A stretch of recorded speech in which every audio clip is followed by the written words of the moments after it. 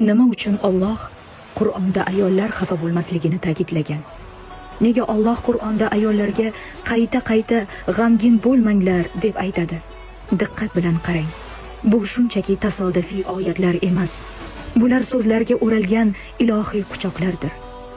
Uning ko'zlari taskin topsin va g'amgin bo'lmasin. Qasos surasi. Ularning ko'zlari taskin topsin va g'amgin bo'lmasin. Ahzob surasi. Qo'rqma va g'amgin bo'lma. Qasos surasi. G'amgin bo'lma. Maryam surasi. Yana va yana qayta g'amgin bo'lma, qayg'uga botma, qo'rqma. Ayolning qayg'usi shunchaki his-tuyg'u emas. Bu uning ruhini larzaga keltiradigan, sog'ligiga ta'sir qiladigan, tanasini zaiflashtiradigan, uyqusini buzadigan va ba'zan ruhini sildiradigan bo'rondir.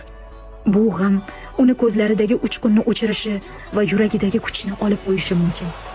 Va Alloh Ar-Rahmondir, u rahimlidir.